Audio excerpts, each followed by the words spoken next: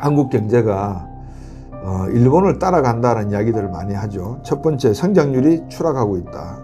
일본 경제 성장률 0%대처럼 한국 경제가 향후에 1.0%에 근접하는 성장률을 가져온다는 보고서들이 요즘 자주 눈에 띄기 시작을 합니다. 좀 더 냉정하게 말씀드리면, 아니 옆에 집에서 어떻게 망했는지를 알면서 그 망한 방법을 그대로 따라가고 있느냐라고 하는 질문을 또 드릴 수가 있거든요.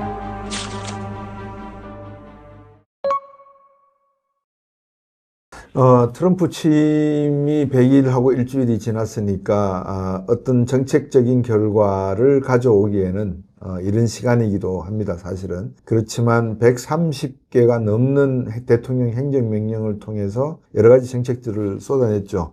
이민정책의 문제라든지, 또 지정학적으로 파나마나 그린란드의 영유권 주장이라든지, 또 캐나다를 51개 주로 포함시키겠다는 이야기도 했고요. 그 다음에 러시아 우크라이나 전쟁 자기가 당선되면 하루 만에 종전시킬 수도 있다는 이야기를 했고, 여러 가지 관세 정책에 대해서는 많은 분들이 이미 들으셔서 알고 있는 그런 상황이 지속되고 있습니다. 그러니까 100일이 조용했던 어떤 한임은, 우리가 평소에 이야기하는 대통령 당선되고 나면 국민들도, 그리고 대통령 당선자도 어떤 축제적인 분위기 속에서 나름대로의 비전을 가지고 그거를 제시하고 국민들과 소통하는 시간을 보낸 게 아니라, 대통령 되자마자 마치 준비된 대통령처럼 일기를 경험했으니까 2기에 들어와서 정책들을 쏟아냈는데, 미국 현지에서는 긍정적인 평가를 받는 건 딱 하나 있습니다. 이민정책은 어느 정도 효과를 보고 있는 것 같다. 근데 나머지 3개의 정책, 관세 정책은 특히 더, 그리고 지정학적인 리스크 분야에 있어서 러시아 우크라이나 전쟁 당시는 하루 만에 종전한다 그랬는데 왜 종전이 아직도 안 되고 있냐, 그러니까 대답이 농담이었습니다, 이렇게 이야기를 해버린단 말이죠. 많은 분들이 생각할 때 도대체 트럼프 대통령은 어떤 생각을 가지고 저렇게 100일 동안에 수많은 정책들을 쏟아내고 있을까라고 궁금해하실 겁니다. 트럼프 대통령이 25살 때던 해가 1971년인데요. 그때 아마 석유 1차 파동이 일어날까 말까 하던 아주 미국 경제로서는 안 좋았던 그런 상황이었고요. 1987년에, 그러니까 16년이 지나서 트럼프 대통령이 40세가 되면서, 41세가 되면서 신문에서 광고를 냅니다. 사비를 틀어서 $9,400를 들여서 광고를 냈는데, 그걸 무슨 광고냐, 우리가 1985년에 프라자 합의를 했잖아요. 2년이 지난 87년에 광고를 내는 그 내용이 지금 관세 정책을 하면서 때리는 내용과 거의 비슷합니다.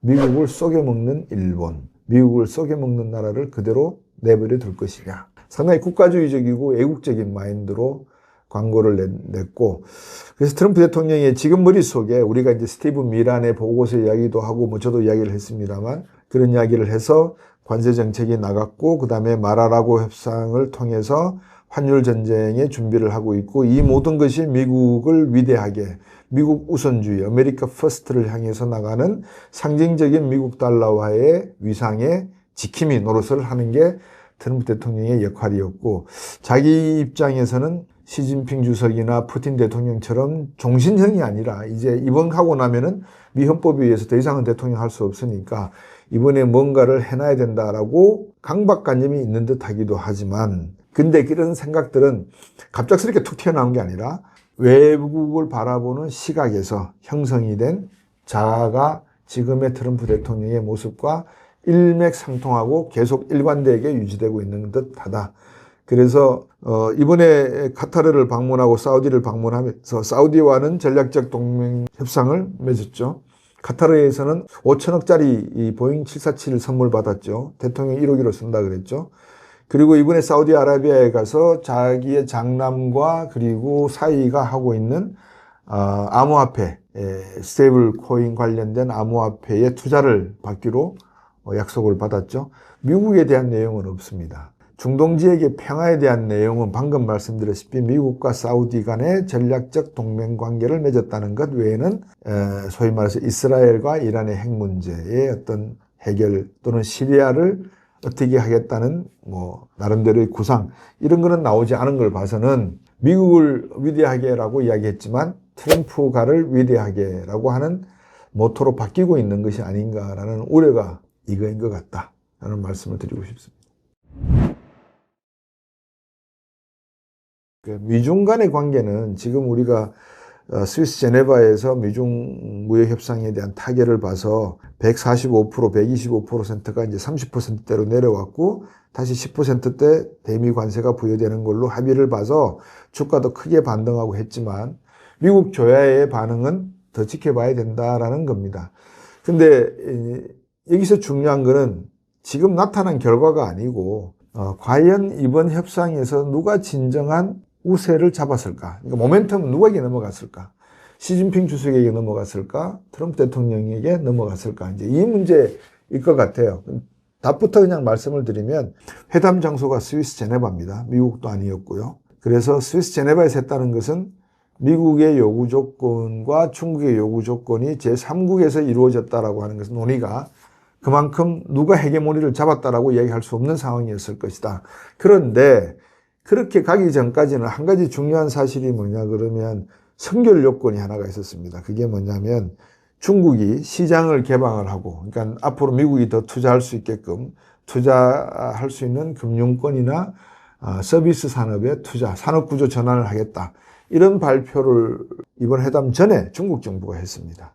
이제 그 말은 무역 관세 협상의 충돌로 비춰지지만 미국이 요구하는 것은 중국이 시장을 더 개방을 해라. 이 요구인 것 같고 중국은 회담 전에 그걸 풀어줬고 대신에 중국은 무슨 이야기를 했냐 그러면 이번 회담에서 양국 간의 무역 회담을 하는 데 있어서 미래에 필요한 컨설팅 메커니즘을 하나 만들었다. 그러니까 자주 이런 일이 발생할 때가 할 수가 있으니까 여러분 2006년도에 그 미중 간의 스트래티직 이코노믹 다이얼로그라고 해서 전략적 경제 담화라고 있었습니다.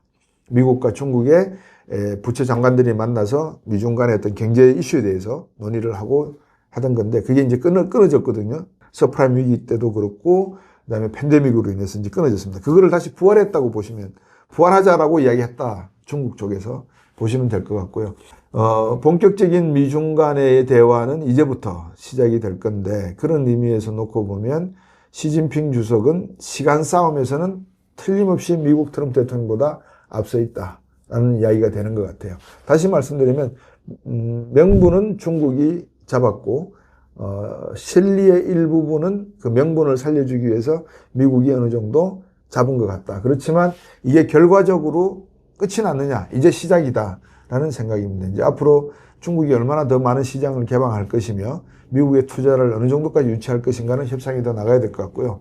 반대로 시진핑 주석은 이제 4기 정부의 연임을 받아야 되는 입장에서 내부적인 어떤 정치적 불안, 경제적 불안의 문제를 해소해야 될 필요성이 있기 때문에 미국의 도움이라 그럴까요? 트럼프 행정부의 지나친 그 간접적인 간섭 또는 방해 공작이 있으면 안 되기 때문에 이 부분에서만큼은 이제 시진핑 주석이 좀 신경을 쓸 수가 있는 부분이다. 그렇지만 중요한 거는 시간 싸움에서는 중국이 앞섰고 이번 회담에서의 사전적인 선결 요건 가운데서 중국 정부가 193조 원을 풀어서 경기 부양할 것이고 산업구조 개편하겠고 그 다음에 대부분 중국 주요 기업들이 국영기업인데 이 국영기업에 대한 보조금이라든지 관리 체계를 전환하도록 하겠다라고 하는 선제적인 약속을 받고 시작한 회담이라는 측면에서는 트럼프가 어느 정도 실리를 얻은 측면이 있다. 이렇게 해석할 수가 있습니다.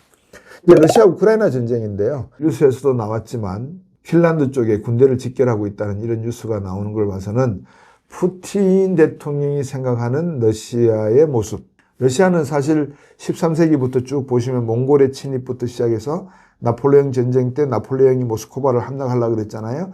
2차 세계대전 때도 독일이 함락하려고 그랬잖아요. 늘 러시아 입장에서는 유럽의 국가들이 자기들을 점령하려고 한다는 그런 그 트라우마가 있지 않느냐, 역사적인. 그런 의미에서 국가주의적인 푸틴 대통령은 미국이 생각하는 것만큼 그렇게 유연하게 또는 온건하게 이 문제를 접근하지는 않을 것 같다. 다시 말씀드리면 누차히 말씀드렸는데 시리아나 얄타 회담에서 보여줬던 러시아의 외교 협상의 어떤 과정을 지켜보시면 그냥 휴전 협정하자고 해서 쉽게 휴전 협정할 것 같지는 않다. 그래서 이 부분에 있어서 종전은 제가 볼 때는 6개월 이내 끝마치기에는 어려울 수도 있지 않나라고 제가 조심스럽게 생각을 해보고요. 트럼프 대통령과 시진핑의 관계, 그 다음에 푸틴의 관계를 삼각관계로 놓고 보면 트럼프 대통령의 입장에서는 푸틴을 이용해서 시진핑 주석이나 중국 경제를 압박할 그런 시나리오가 있는지, 어떤 전략을 쓸지, 전술을 쓸지는 좀 더 지켜봐야 되는 상황인 것 같다. 재정학적인 리스크를 해결할 수 있는 키를 미국이 더 이상 들고 있지 않다는 것만큼은 분명해진 것 같다. 이렇게 진단할 수 있을 것 같습니다. 한국 경제가 중요한 이유는 경제학의 그 레쳇 이펙트라고 하는 그 전문 용어가 있습니다. 레쳇, RATCHETT인가 그렇습니다. 레쳇, 톱니바퀴를 말합니다. 톱니바퀴는 이렇게 한번 맞물려서 돌아가기 시작하면 위로 상승하는 것은 가능한데 밑으로 하락하는 것은 허용하지를 않습니다. 다시 말씀드리면 우리가 4만 불 1인당 국민소득을 가지고 있던 생활 수준에서 여러분 모두에게 우리 경제가 안 좋으니까 한 2만 불로 후퇴합시다. 그러다 다시 또 7만 불로 갈 수 있으니까 후퇴합시다 그러면 7만 불로 갈 수 있다라고 하는 것이 보장이 되어 있지 않잖아요. 하나의 비전으로 제시될 따름이지. 그런데 4만 불 하던 국가의 1인당 국민소득이 2만 불로 떨어져 본 경험이 있잖아요. 언제였죠? 1998년 외환위기 때 우리가 국민 1인당 소득이 거의 뭐 반토막 나듯이 난 적이 있었습니다. 어떻던가요? 결론이 나와 있잖아요. 노숙자분들이 많이 생겼고 가정이 파괴가 되었고 중산층이 무너졌고 한국 경제는 다시 부활하기 위해서 비틀거리는 몸을 지켜 세우기에는 국민들이 금가락지를 갖다 팔았고 IMF에다 구제금융 신청했고 금리가 20%를 넘었고 환율이 달러당 2,000달러를 넘어서는 고통 속에 IMF가 요구하는 노동시장의 구조개혁, 그래서 정규직, 비정규직이 나오기 시작을 했고 여러 가지 국내에 존재했던 경직된 국가의 제도의 틀을 미국식으로 유럽식으로 유연하게 만들어라는 요구 조건을 다 따라서 하는 과정에서 엄청난 시련을 경험을 했죠. 그런데도 국민들이 금가락지를 팔아서 국가를 구하겠다고 하는 그 정신이라 그럴까요? 그 마인드가, 생각이 꽃을 피웠던 것 같아요. 근데 지금 만약에 한국 경제가 일본을 따라간다는 이야기들을 많이 하죠. 첫 번째, 성장률이 추락하고 있다. 일본 경제 성장률 0%대처럼 이렇게 하락하고 있는 모습. 우리가 잠재 성장률이 2%에서 2.5%라고 보시면 됩니다. 그러니까 모든 우리나라가 가지고 있는 노동과 자본을 투자했을 때 생산해낼 수 있는 경제 성장률이 한 2% 정도 된다. 이 잠재 성장률인데요. 그 잠재 성장률만 놓고 보면 맥킨지 보고서에서도 그러고 IMF 보고서에서도 그러고 한국 경제가 향후에 1.0%에 근접하는 성장률을 가져온다는 보고서들이 요즘 자주 눈에 띄기 시작을 합니다. 골드만삭스 같은 경우에는 2008년도인가요? 제 기억에 2050년이 되면 한국이 세계 제3위 경제국가가 될 것이다 라고 이야기를 했었죠. 왜냐하면 1998년 외환위기 때 우리나라가 한 것 중에 전두환 대통령 시절 81년도에 그때 광케이블을 깔기 시작을 했거든요. 그래서 1998년도 외환위기를 극복하는 과정 중에서 인프라 투자에 있어서 광케이블을 많이 깔았습니다. 그래서 대한민국을 인터넷 강국이라고 하는 이유도 여기에 사실은 있거든요. 그러면 그런 투자들이 하나의 결실을 보려고 그러면 적어도 한 30년 정도는 기다려야지만 투자한 것에 대한 결과가 꽃을 피우기 시작을 합니다. 삼성도 1983년도 반도체 투자했다가 1990년 퍼스널 컴퓨터 시대가 열리고 1995년 애니콜 같은 개인 휴대폰 시장이 만들어지면서 삼성의 반도체가 엄청난 성장을 하게 됐거든요. 이제 이런 관점에서 놓고 보면 미래의 한국 경제가 마라라고 협상이라든지 트럼프 대통령이 요구하는 여러 가지 경제적인 파도를 넘어갈 수 있는 그런 엔진과 추진력을 가지고 있는 배를 타고 있으면 괜찮은데 엔진이 없고 그냥 노를 저어서 가야 되는 배라고 생각한다 그러면 산더미만한 파도를 또는 산더미가 아니라도 한 500m 정도 되는 언덕 높이만큼의 파도를 넘어서기란 쉬울까 쉽지 않을까라는 이제 생각을 할 수밖에 없죠. 자, 이제 그런 형태의 국가의 위기 상황이 발생을 한다 그러면 또 발생할 가능성이 과거보다는 높아졌다면 가계와 기업과 정부는 여기에 대한 돌파 노력을 해야 될 수밖에 없는 것 같다. 그러려 그러면 우리의 전략과 전술은 어떻게 가져가야 되는가에 대한 고민이 늘 있어야 된다. 국회도 가지고 있어야 되고 정부도 가지고 있어야 되고 또 억울한 사람이 나타나지 않도록 해야 되는 사회 전체의 공동체적인 사회 계약론에 근거하는 그런 노력이 존재해야 되는데 과연 그게 동의할 수 있을까? 우리나라 많은 국민들이 아까 말씀드린 외체 디펙트 한번 올라가서 살아봤던 사람들은 그 밑에 생활을 하라고 강요받거나 요구받았을 때는 쉽게 동의하지 않는다라는 게 외체 디펙트거든요. 저는 리세팅 해야 된다. 한국 경제를 리포매팅 해야 된다. 뭐 리폼 해야 된다. 개혁해야 된다.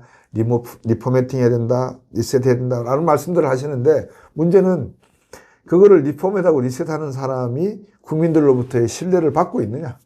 받을 수 있느냐? 좀 더 냉정하게 말씀드리면 아니 옆에 집에서 어떻게 망했는지를 알면서 그 망한 방법을 그대로 따라가고 있느냐라고 하는 질문을 또 드릴 수가 있거든요.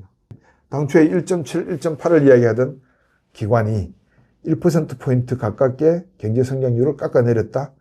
이건 심각한 이야기입니다. 여러분 1%포인트의 경제를 더 성장하기 위해서는 우리가 얼마나 더 노력해야 되겠습니까? 환율도 조정해야 되고 근로하는 시간도 바꿔야 되고 일자리의 수도 바뀌어야 되고 소비자 물가도 안정시켜 여러 가지 노력을 해야지만 0.2%포인트 경제 성장률을 올릴까 말까 한데 KDI에서 0.8%포인트로 GDP 성장률을 수정했다고 하는 것은 이건 보통 문제가 아닌 것 같다. 그래서 위기 대응 플랜을 각 가정마다 예를 들면 내가 가지고 있는 부채, 채무가 있으면 빨리 갚아야 되겠다.